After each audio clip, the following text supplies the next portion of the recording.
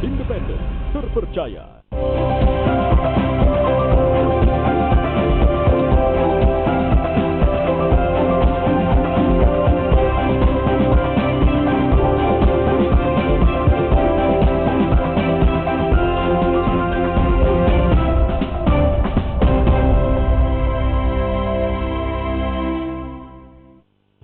Selamat malam pemirsa, Anda menyaksikan live event Launching Makassar Recover, Smart Emergency Protocol Against COVID-19 and Services. Peduliki, Salamaki. Disiarkan langsung dari Makassar, Sulawesi Selatan, bersama saya Valencia Melvinci. Pemirsa, saya akan ajak Anda untuk mengulas lebih tajam apa sebenarnya tujuan dan juga makna dari program Makassar Recover.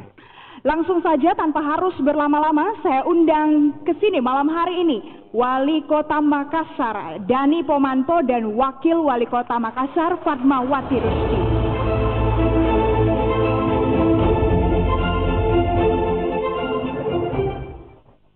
Apa kabar Pak Dani, Ibu Fatma, apa kabar? Alhamdulillah baik. Sehat ya Bapak, Ibu? Ini sampai saat ini kita benar-benar semangat, senang, dan benar-benar bahagia karena hari ini kita bisa launching Makassar Recover ya Pak ya Ibu ya. Dan baiklah pemirsa, langsung saja kita akan mulai pembahasan program Makassar Recover. Saya persilahkan Wakil Wali Kota Makassar, Fatmawati Rusdi. Bismillahirrahmanirrahim. Assalamualaikum warahmatullahi wabarakatuh. Salam sejahtera untuk kita semua. Salam, Om Swastiastu, Namo Buddhaya, salam kebajikan. Bapak Ibu yang saya hormati, saudara-saudariku, warga Kota Makassar yang saya cintai. Saat ini kita sedang dalam masa yang tak menyenangkan. Kita merasakan bagaimana pandemi COVID-19 telah membawa badai besar dalam keseharian.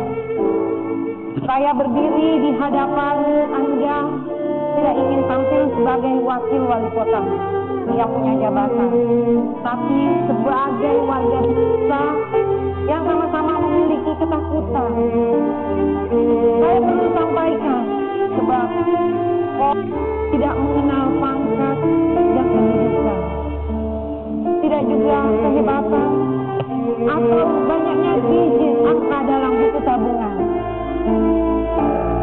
Bapak Ibu yang saya hormati, saudara-saudariku, sebagai seorang ibu, saya menangis pilu membaca berita seorang anak disabilitas di Cina yang meninggal karena kelaparan. Tak ada yang membantu pada saat ayah dan kakaknya menjalani isolasi sendiri. Ibu-ibu yang sulit mengatur kebutuhan sehari-hari, para suami yang tak tahu kemana harus mencari tambahan rezeki, atau curahan hati mereka yang usahanya terpaksa tutup karena sepi pembeli. Pemerintah pusat sudah melakukan upaya dini. Tahun 2020 lalu sebanyak 405 triliun APBN dialokasikan untuk mengatasi pandemi. 110 triliun dipakai untuk perlindungan sosial, 70 triliun untuk insentif pajak dan stimulus kredit, serta 150 triliun untuk program ekonomi. Di tahun 2021, pemerintah pusat juga telah mengalokasikan 627 triliun untuk recovery. Kita berharap stimulus ini akan mengembalikan roda perekonomian yang hampir terhenti.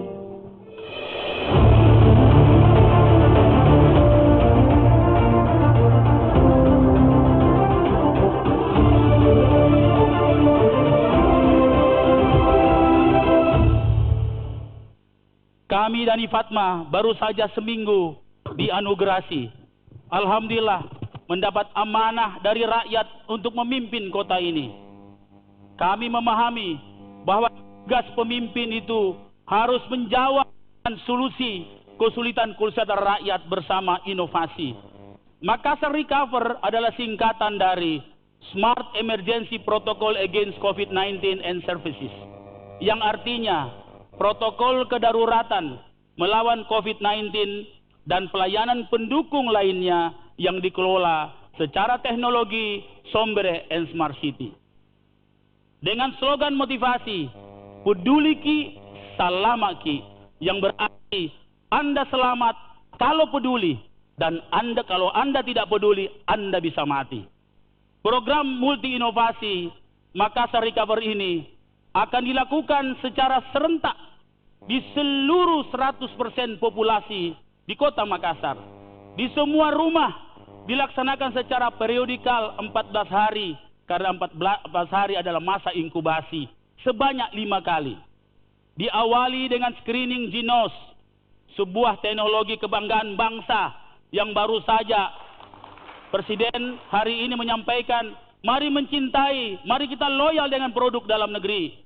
Dilanjutkan dengan testing swab antigen dan testing swab PCR oleh 15.000 relawan dan nakes dengan protokol sentuh hati yang dikelola total dengan sistem teknologi Smart City unggulan Kota Makassar yang sudah dikenal di dunia, yaitu Sombere and Smart City. Adapun rincian protokolnya adalah sebagai berikut. Yang pertama adalah perkuatan imunitas kesehatan. Imunitas adalah kunci kesehatan menghadapi pandemi COVID-19. Deteksi adalah kunci memutuskan penularan pandemi. Yang pertama adalah persiapan. Kami telah melakukan persiapan seperti malam hari ini. Kita sudah mempunyai pembiayaan, ide perencanaan, regulasi, pengawasan, dan targeting. 2. Kampanye dan membangun trust. Karena ini program menyentuh semua orang, maka harus kita membangun trust lewat kampanye-kampanye yang mengedukasi.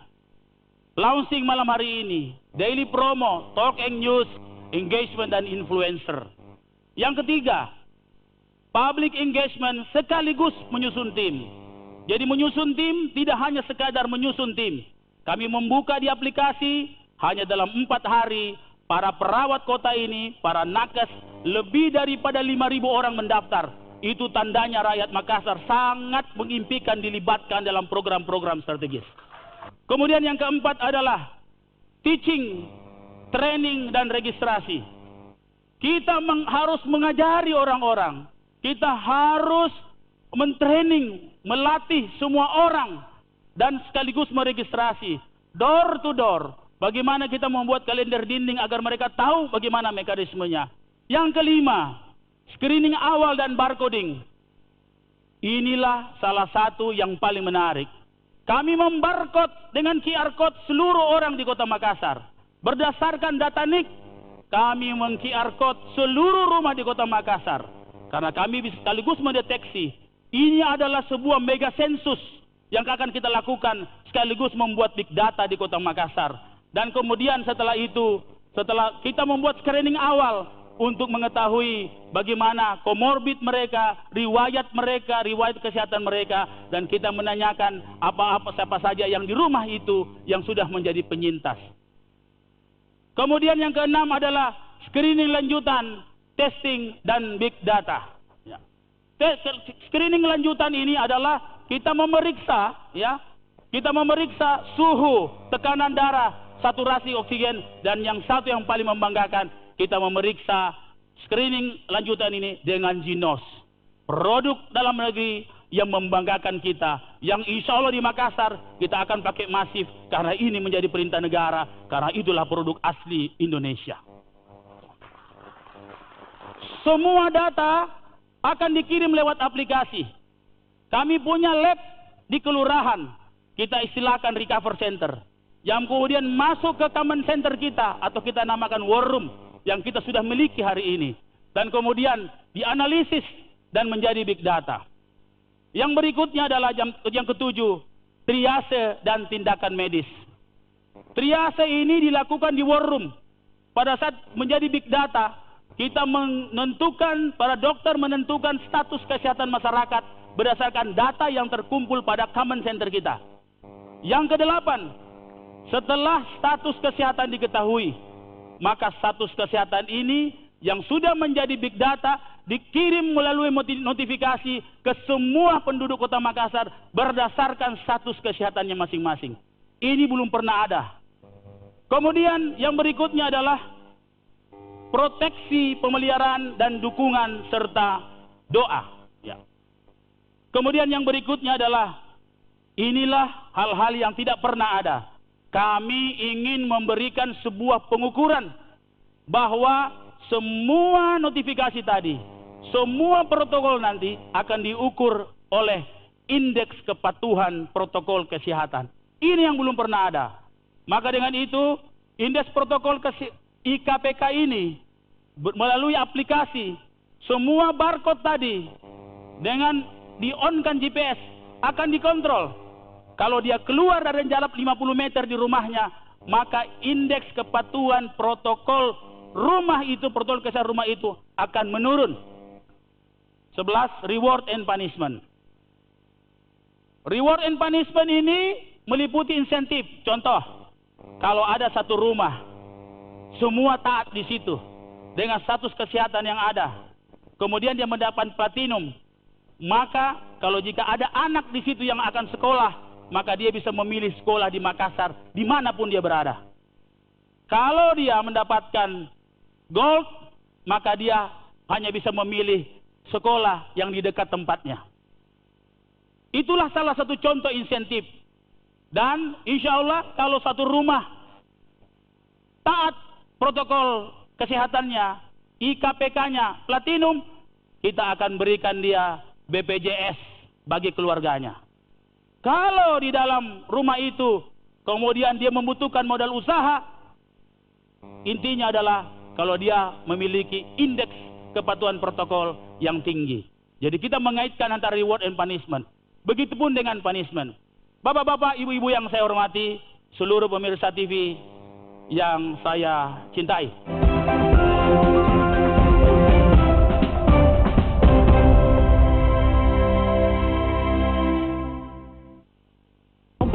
Kembali hadir menyapa Anda. Isi kembali bekal referensi untuk melanjutkan hari. Petani di Desa Kutangbaru beralih budidaya salak Dengan berita terpilih. Antisipasi banjir kiriman kembali datang, sebagian warga memilih bertahan di tanaman pengungsian. hias bernama monstera atau Tanda bolong banyak diburu warga, meski kini harganya bisa mencapai puluhan juta rupiah. Kompas Siang. Setiap hari pukul 11 siang live di Kompas TV. Dini hari adalah waktu yang dispesialkan oleh Allah Subhanahu wa Ta'ala untuk kita yang beriman kepadanya.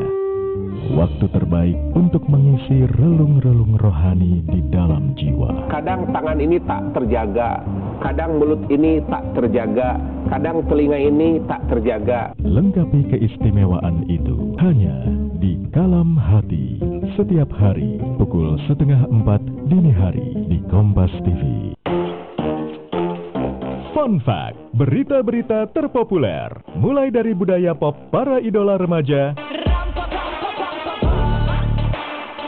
sorotan publik yang menjadi viral, hingga hal-hal unik yang terjadi di berbagai belahan dunia. Hot News, Senin sampai Jumat pukul 10 pagi di Kompas TV.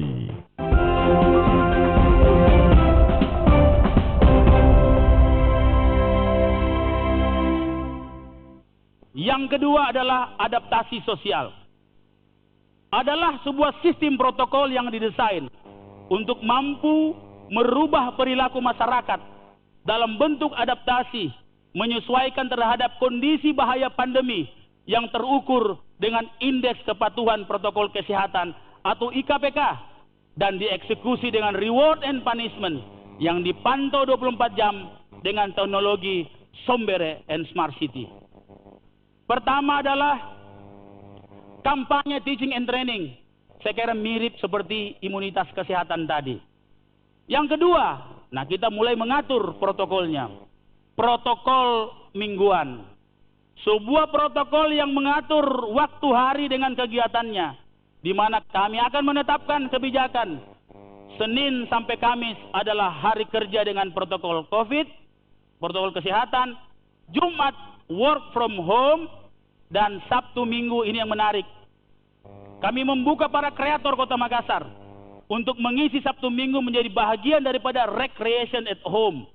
Jadi semua orang di rumah, karena ada kegiatan rekreasi di rumah dengan rekreasi virtual yang didesain oleh para sinema, yang didesain oleh para kreator, para IO yang mendesain misalnya film-film tentang heroisme, nasionalisme, tentang budaya. Malamnya kita buat kuis berhadiah, bersponsor. Berikutnya adalah protokol 5M dan protokol keselamatan. Saya kira saya tidak usah terangkan ini karena ini sudah menjadi kampanye nasional. Yang keempat adalah protokol pintu masuk, entry protokol.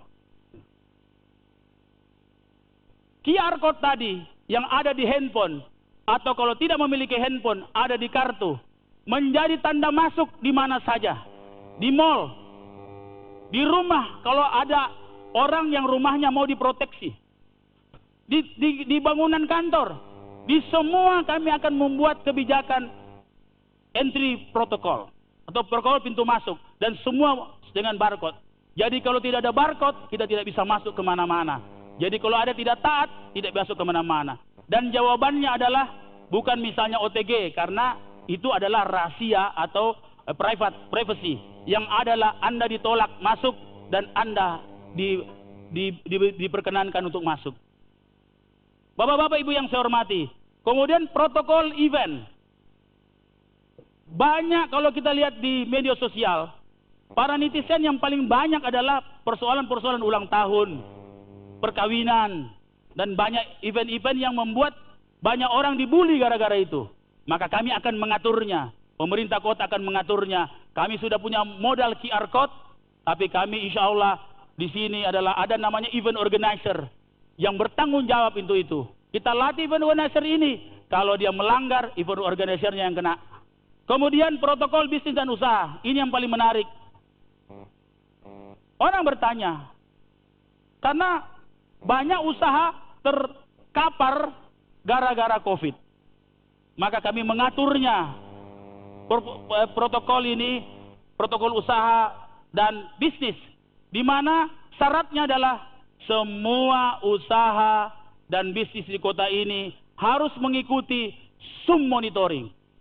Program Zoom ini biasa kita pakai untuk meeting. Tidak perlu pakai CCTV kalau kami tidak punya CCTV. Maka dengan HP saja yang ditaruh pada sudut yang ditentukan oleh Satgas COVID, dimonitoring di semua kecamatan. Kami sudah siapkan sekarang kecamatan 1000 tempat per kecamatan dari 15 kecamatan. Berarti kami bisa memonitoring 15.000 tempat usaha secara bersamaan. Yang paling menarik adalah indeks kepatuhan protokol diukur dari Zoom monitoring itu. Teguran-teguran Satgas COVID ada secara virtual dulu. Kalau dia tidak mengeksekusi teguran itu, maka teguran jatuh secara tertulis. 3 kali, maka kita akan bubarkan. 3 kali dibubarkan, kita cabut izinnya. Akan tetapi, kalau usaha ini taat, maka ada reward. Kami akan terangkan pada tahapan berikut. Bapak-bapak ibu yang saya hormati, yang ketujuh adalah protokol perbatasan, border protokol. Kami akan membuat aplikasi yang open source. Orang yang ingin masuk Makassar dari darat bisa meng-apply, bisa menginstall, sama seperti e-hack yang sekarang di Jakarta. Tetapi insya Allah pemerintah Kota Makassar akan membantu memberikan jinos di seluruh kabupaten kota agar standar jinos juga tetap dipakai dalam jangka waktu 14 hari. Kemudian yang berikutnya adalah kita kembali menjadi yang ke-8 adalah indeks kepatuhan protokol kesehatan. Saya kira ini adalah sama seperti pada subprogram imunitas kesehatan. Begitupun dengan yang ke-9 adalah reward and punishment. Bapak-bapak, ibu-ibu yang saya hormati, pemirsa yang saya cintai. waktu usaha dan bisnis kita normal kalau kita taat prokes. Seperti yang saya contohkan tadi. Kalau tempat usaha, indeks kepatuhan protokol kesehatannya bagus, sampai jam 6, maka otomatis dia bisa perpanjang sampai jam 10. Kalau bagus, dia bisa sampai batas waktu jam 12. Ya, tergantung ketaatan kita, usaha kita. Usaha akan normal kalau kita taat protokol COVID yang dikendalikan, dimonitoring secara langsung lewat Zoom monitoring di semua kecamatan. Yang keempat, insentif ekonomi taat prokes bagi semua orang yang punya indeks kesehatan, indeks kepatuhan protokol kesehatan yang baik, apalagi orang-orang dengan ekonomi lemah, maka dia akan kita siapkan insentif untuk modal usaha. Jadi kalau seluruh UMKM Kota Makassar, Pak Gade, warung-warung kecil di lorong-lorong, kalau kita ingin modal usaha, maka kita harus mencapai indeks kepatuhan protokol kesehatan yang akan insya Allah kami tentukan dalam kebijakan lewat Perwali. Yang kelima, kami akan bangkitkan ekonomi baru, total pemberdayaan masyarakat, seperti Ojol Day. Kami akan menetapkan hari Selasa sebagai hari ojol. Kenapa? Supaya kita pro kepada orang-orang yang hari ini di jalan tidak punya pelanggan lagi karena pandemi. Dengan prokes yang akan kita atur, hari Selasa saya tetapkan semua orang di Kota Makassar dihimbau untuk naik ojol, naik ojek online. Ya. Ada yang bertanya, apakah ini pemaksaan? Tidak. Terus bagaimana caranya kebijakan ini bisa berhasil? Saya akan naikkan parkir 10 kali lipat pada saat itu. Kalau kita parkir lebih mahal, lebih bagus naik ojol. Nah, kira-kira seperti itu. Yang kedua, ya,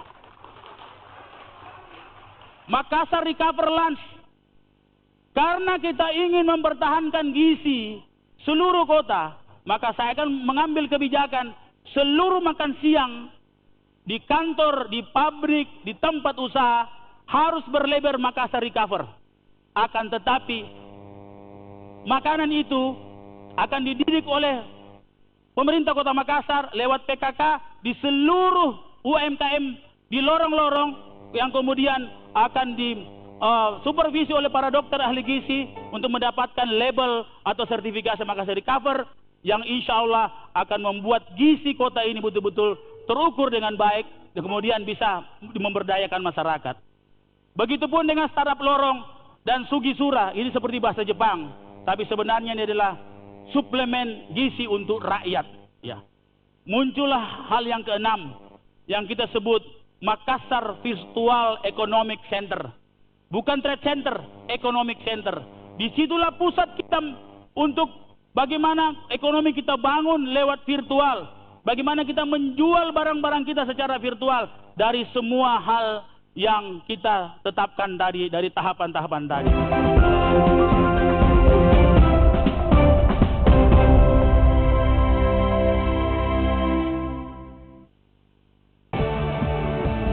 Dapatkan ragam informasi lewat portal video berita pertama di Indonesia yang menampilkan breaking news, peristiwa terkini, dan live streaming 24 jam.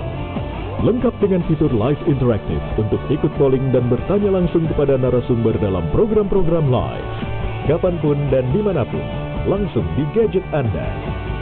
Klik sekarang juga www.kompas.tv, lebih dari TV. Tindak kejahatan dengan menawarkan pembangunan perumahan syariah dilakukan sindikat ini sejak tahun 2015. Dalami wawasan informasi Anda dengan rangkaian update peristiwa lebih aktual, faktual, dan terpercaya bersama narasumber kredibel. Di polisi masih menelusuri para pembobolan bank nasabah dari Maybank. Apakah ada saksi baru yang diperiksa? Imam Besar Front Pembela Islam Rizik Syihab akan tiba di Bandara Soekarno-Hatta. Kompas Petang setiap hari pukul 4:30 sore live di Kompas TV.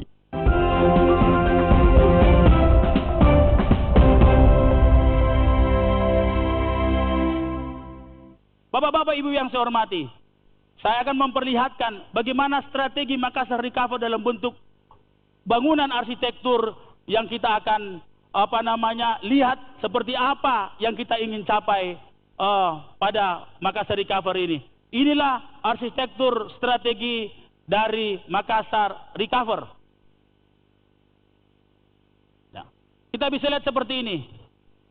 Kita ingin mengklasifikasi dari hasil pemeriksaan mana orang tanpa gejala dan orang gejala ringan. Karena inilah orang yang tidak tahu dia kena COVID. Dan inilah yang paling berbahaya. Karena yang menjadi carrier daripada COVID-19 adalah orang-orang yang tanpa gejala dan orang-orang yang bergejala ringan. Karena orang-orang yang bergejala sedang dan orang-orang yang bergejala berat itu sudah di tempat tidur. Maka untuk mencari ini kami harus memeriksa semua orang. Untuk penyintas ini juga kita kumpulkan agar mereka bisa menjadi pahlawan penyelamat sesama.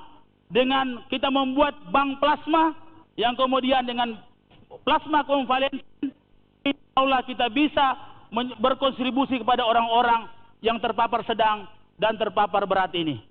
Kita akan lihat dashboard monitoring Makassar Recover. Inilah perjalanan yang kita desain.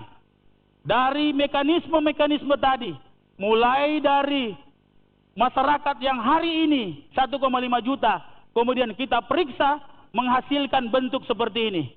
Yang mana penyintas, yang mana sehat, yang mana OTG dan ringan, mana gejala sedang dan berat. Yang kemudian kita mengukur ketaatan dari IKPK-nya, dari statistik IKPK-nya. Yang kemudian kita obati, kemudian ada yang dirawat. Kemudian setelah kita obati, kita tes lagi 14 hari. Dan di antara 14 hari itu kita cover dengan home care, telemedicine, dan lansia care yang sudah memang kita memiliki program yang sekarang sudah berjalan dengan baik. Kemudian berikutnya kita bisa fokus pada warna kuning ini, di mana OTG dan gejala ringanlah yang paling berbahaya. Kemudian sedikit demi sedikit, hari demi hari dalam periodikal pemeriksaan seperti mekanisme tadi yang saya sampaikan dalam imunitas kesehatan, akhirnya di akhir skema ini disitulah Makassar Recover, di mana orang OTG, orang yang sudah gejala sedang, orang yang gejala berat mengecil, kemudian membesar jadi penyintas dan sehat, kemudian menyumbang imunitas kesehatan Kota Makassar, dan kemudian pemulihan ekonomi.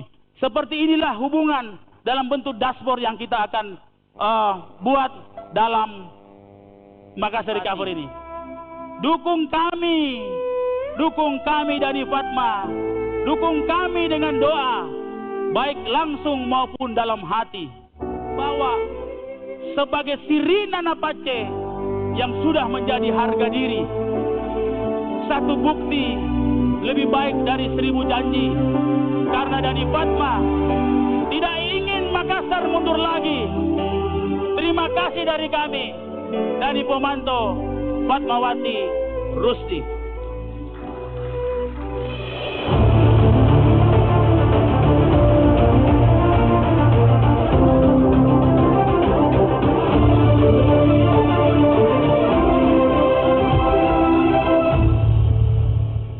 Itu dia pemirsa Makassar Recover. Sebelumnya terima kasih untuk Pak Dani Pomanto dan juga sebelumnya lagi ada Ibu Fatmawati Rusdi.